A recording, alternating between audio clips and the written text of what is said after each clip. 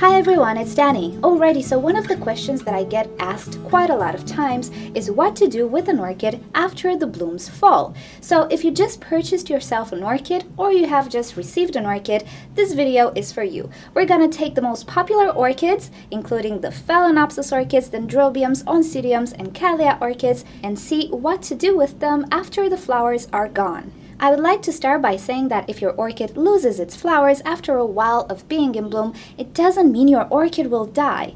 And with a bit of knowledge, you can make your orchid rebloom the following season. So let's start with Phalaenopsis orchids. They will usually stay in bloom for a few months, maybe 3 months, sometimes even more, but at some point they will eventually lose their flowers. So after a while, from a beautiful flower spike full of flowers, you'll end up having a bare flower spike, maybe with a single tiny flower about to fall, and then you will just be left with the bare flower spike. So at this point, it is time to think about cutting the bare flower spike. Now, Phalaenopsis orchids are pretty special orchids in the sense that they can actually rebloom from the same flower spike. It doesn't happen in all cases, but in some cases, especially with the complex hybrids you can find in stores and grocery shops, it can happen. Now, because this is a longer discussion, I'll add a link somewhere here that you can click, also in the description of this video, with a tutorial that shows you the different ways in which you can cut a flower spike, depending what you want. As a general rule, cutting a flower spike above a node might produce another secondary spike, so you can have a few more months with flowers. There is also the option to cut the flower spike from the base, but you will learn more in that tutorial how it is best depending on your situation. So you can pause this video now, check out the link that I showed you here so you know how to cut a flower spike, and then come back to see what else we need to do with our orchid. So let's say that our flower spike has dried up completely, or we just decided to cut the flower spike from the base or from above a node. No matter what we decide to do, our orchid will actually start to grow.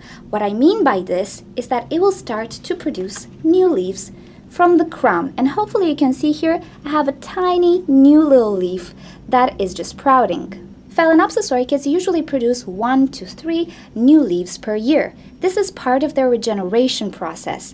They produce new leaves from the crown of the orchid, and gradually, in time, they will lose some of the leaves from the bottom. So if your orchid is starting to lose 2 leaves from each side from the bottom, don't panic. This is really normal. It is just rejuvenating and regenerating itself. You might also start to notice that your orchid is starting to grow new roots from the top as well as from the inside of the pot. Again, this is a natural process. Phalaenopsis orchids, before they can rebloom, need to grow new leaves and new roots. So usually, after your orchid is done blooming, it will start to grow new leaves and new roots, and what you need to do is offer the best conditions you can provide and care for the orchid as best as you can.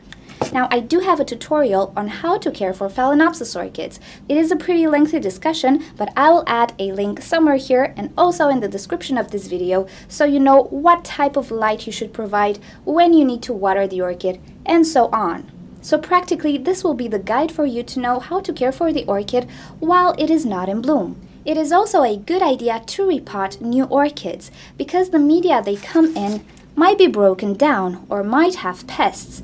My personal preference is to repot any new orchid. I like to buy fresh media so I know it does not have any pests, any molds, any problems, and so on. Also, I can switch the pot. If the orchid is too big for the initial pot, I can go one size bigger. I can also reuse the same pot it came with. Also, I like to make extra ventilation holes, and if you watch the video about how to care for Phalaenopsis orchids, you'll find the reason why I make the extra ventilation holes. You'll also learn why I like to use bark chips and this type of media for this orchid. So practically, after the orchid is done blooming, but before it starts to create new leaves and new roots, I like to repot it. I like to give it a fresh start. This way I can check the root system and the overall health of the orchid. I also have a repotting tutorial for Phalaenopsis orchids, and I can show you step by step how I actually repot Phalaenopsis orchids. So I will share the link towards that video somewhere here and also in the description of this video. If you want to check that out, just visit the description or click on the link right here. Now here comes the fun part. With good care all year round, usually in the fall, the Phalaenopsis orchid will start to produce a brand new flower spike full of buds. The flower spikes will emerge from between the leaves. They will grow and actually produce quite a lot of beautiful blooms once again for you. And pretty much the process repeats itself. All you need to do now is just enjoy the beautiful blooms and repeat the care process just like you did before. Okay, now let's presume you are dealing with an Oncidium orchid or just another orchid that has pseudobulbs of this type. Now, once the flower spike dries up from this type of orchid, in most cases, it will not rebloom or create secondary spikes. So in this case, we need to cut the flower spike from the base, just like so.